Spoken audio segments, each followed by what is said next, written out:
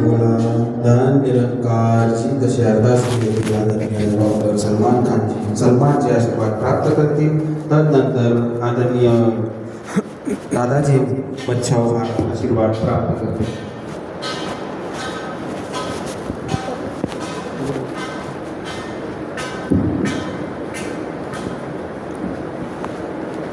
साथ संगत बड़े प्यार से कहना धन निरंकार जी। साथ संगत एक मोटा प्रश्न है। दास मुस्लिम परिवार से निरंकारी संगत में आता है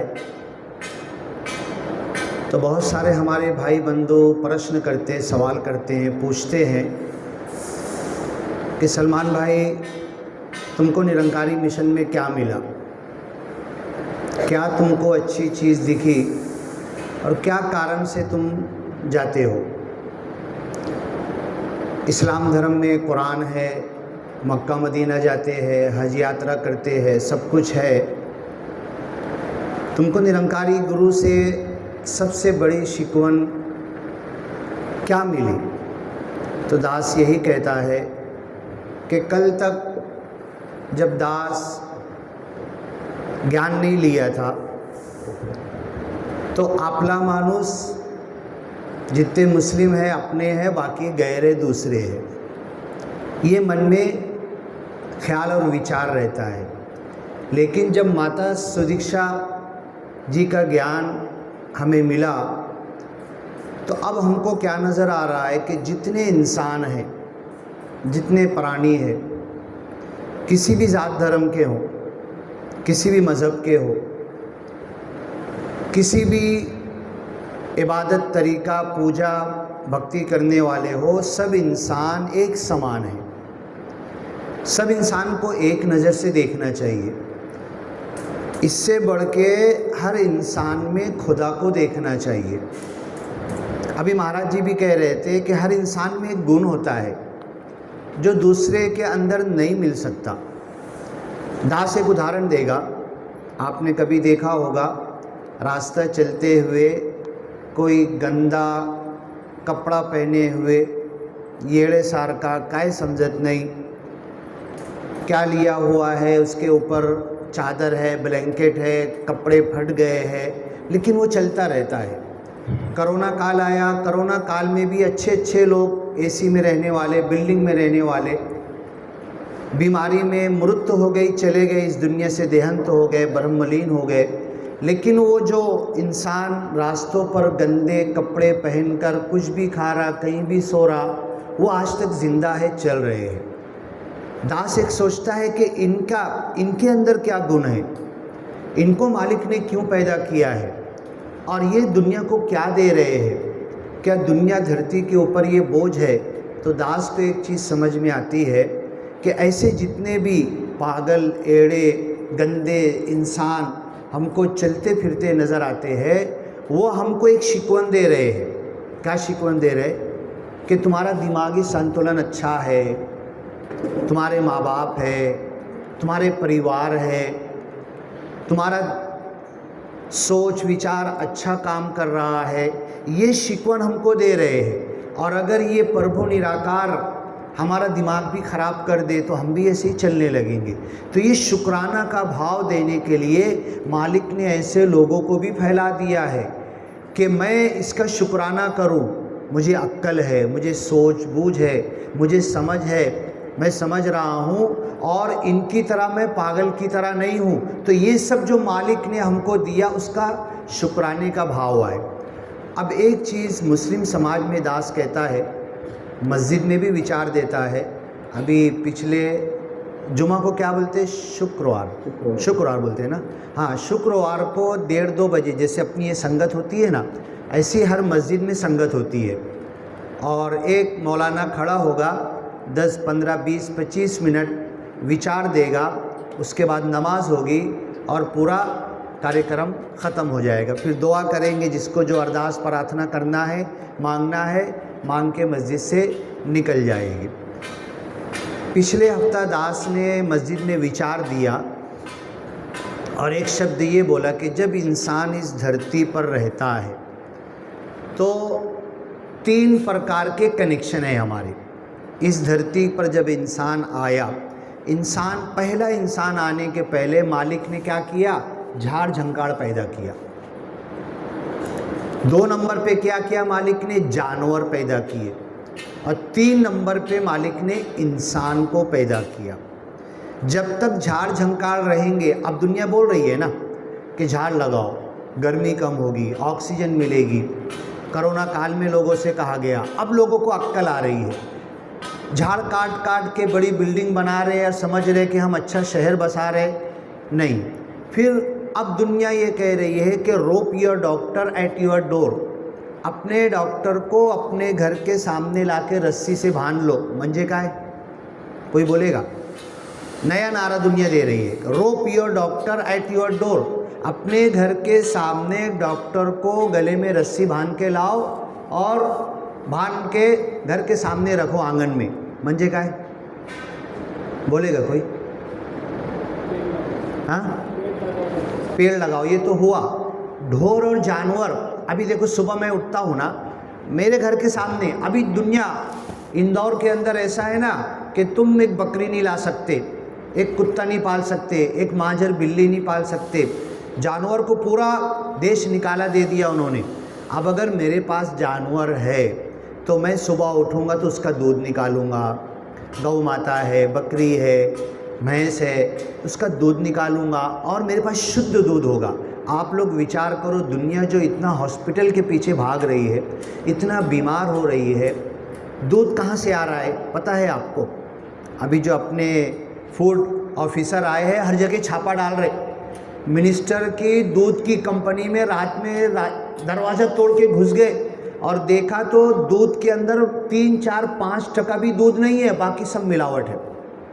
अब मेरी जो तबीयत ख़राब हो रही है, मैं जो बीमार हो रहा, अशक्त हो रहा, किसी की आँख खराब, किसी की किडनी खराब, किसी का मानसिक तरास खराब, कोई घर में झगड़ा कर रहा है, घर में माँ बाप पड़ोसी से झगड़ा कर रहा है, उसका दिमाग नहीं चल रहा। ये सब कारण क्या है? अशुद्ध खाना, दूध मिल रही नहीं है। जो खेड़े से, वीराने गांव दास गया था, अभी वीराने गांव जाके देखो कितनी भैंसें है। मालेगांव में हज़ार लीटर दूध खेड़ों से आ रहा। दास बोलता है जो खेड़े से दूध मालेगांव में आ रहा है ना, वो दूध खेड़े पर भी पूरेगा नहीं। शुद्ध दूध अगर सबको दे दिया जाए, मालेगांव में 1 लीटर भी नहीं आएगा, 1 थेम भी नहीं आएगा। ये सब मिलावट हम खा रहे हैं और हमारा बॉडी। तो आज क्या दुनिया बोल रही है? Rope your doctor at your door. Corona काल के अंदर साइंटिफिक रिसर्च आई कि जिसको कोरोना पॉजिटिव है ना, 5 मिनट 10 मिनट बकरी मेंढी के बाड़े में या बकरी के मुंह के साथ मेंढी के मुंह के बाजू में जाके श्वास ले, मेंढी की जो नाक है ना, पूरे कोरोना खींच लेगी। हमारे बॉडी में से कोरोना के कीटाणु मेंढी पूरा खींच लेगी और हम कोरोना मुक्त हो जाएंगे। तो ये rope your doctor at your door. हमको जानवर, झाड़ झंकार चाहिए, जानवर चाहिए। बिना जानवर के सुखी ज़िंदगी हम नहीं जी सकते। अब इसके बाद दास कहता है, अभी मस्जिद में जो कहा कि ये तो हो गया झाड़ झंकार, जानवर, प्राणी। अब तीसरा कनेक्शन इंसान का इंसान से है। इंसान एक सामाजिक कीड़ा है। इंसान जंगल में अकेला नहीं रह सकता। रहेगा तो 2 महीना, 4 महीना, 10 महीना, साल भर वापस आ जाएगा, थक जाएगा। लोग संन्यास लेते थे। डॉक्टर राजन मेरे को दिल्ली में मिले थे।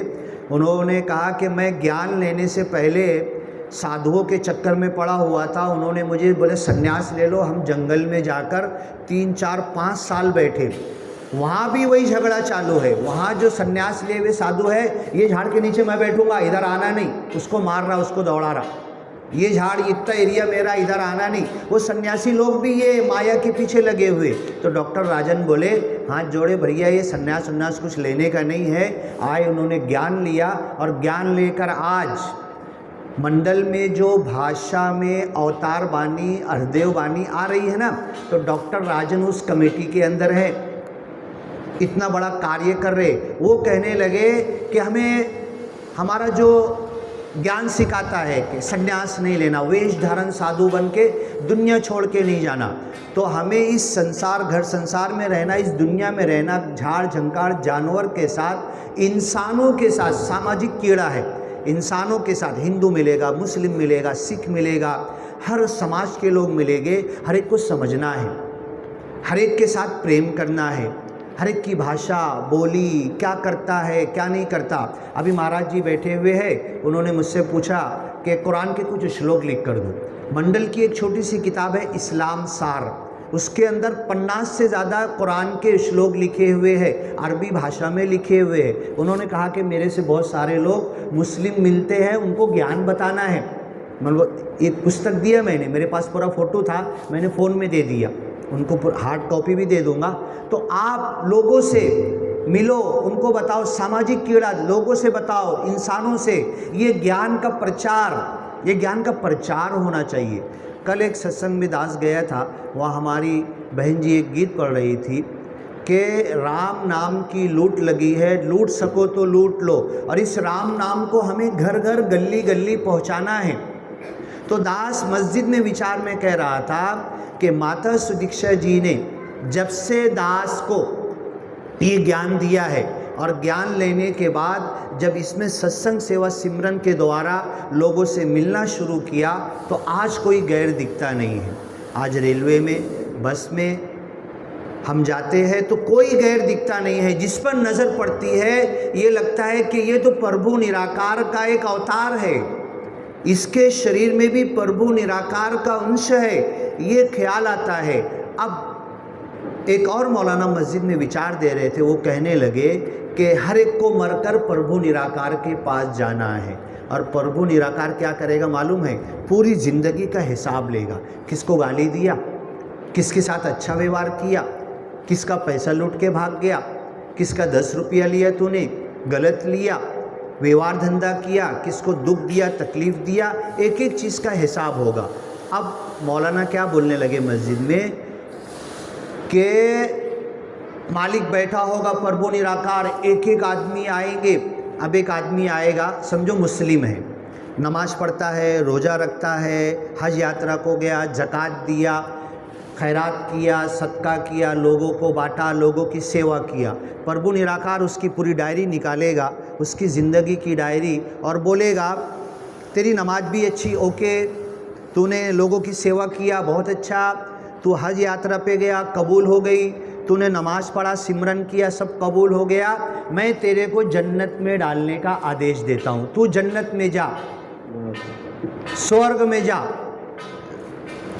क्या हुआ, टाइम हो रहा है क्या?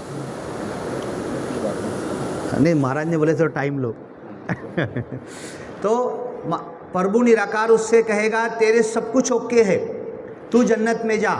जैसी जन्नत में जाने के लिए फरिश्ते आएंगे, दोनों हाथ पकड़ेंगे, चल जन्नत के अंदर। और जन्नत के बारे में लिखा हुआ है कि इतनी बड़ी जन्नत है, जन्नत में क्या नहीं है, सब कुछ है। जैसे ही वो जन्नत में जाने लगेगा तो सारे इंसान आके खड़े हो जाएंगे, उसके घर वाले, उसके गली वाले, उसके गांव वाले। रेलवे में बैठा था, किसी की सीट पे कब्जा कर लिया था, वो भी आके खड़ा हो जाएगा। जिसको जिसको त्रास दिया है, जिसको जिसको दुख दिया है, सब इंसान आके बोलेंगे नहीं नहीं रुक जाओ, इसको जन्नत में मत जाने दो, पहले इसने जो दुनिया में हमारे साथ गलत किया था उसका बदला हम लेंगे इससे, उसके बाद इसको जन्नत में जाने दो।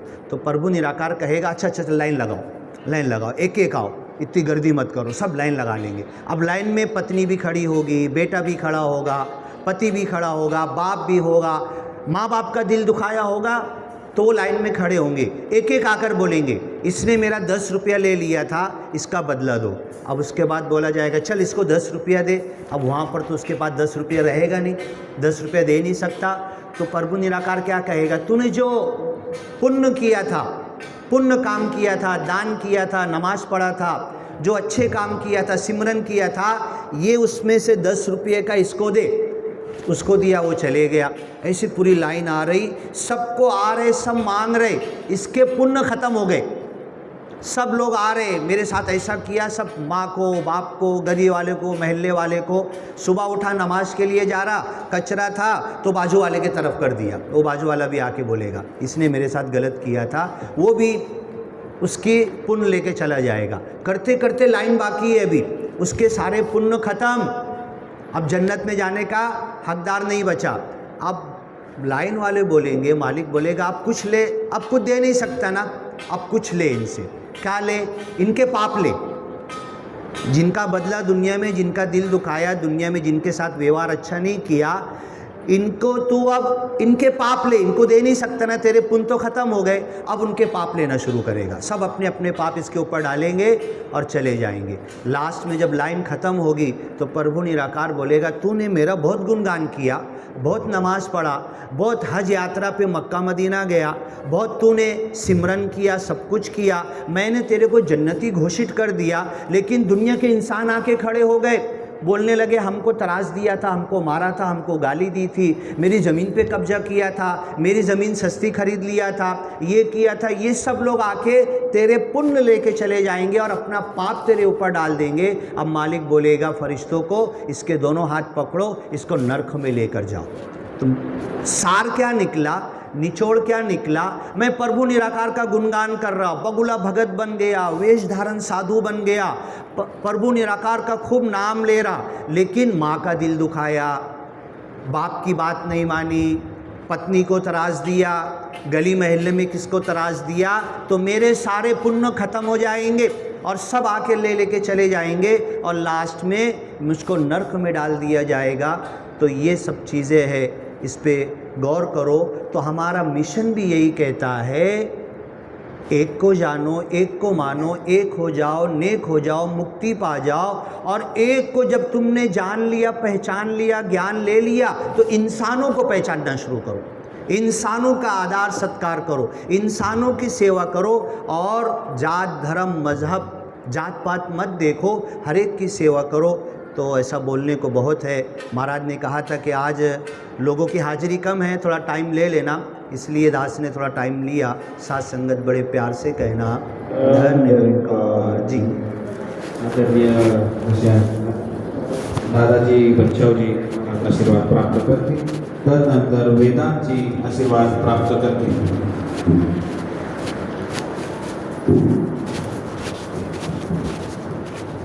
सद्गुरु माता सुदीक्षा सविंदर धनदेव माता की जय। निरंकारी राजमाता गुरु की जय। गुरु ब्रह्मा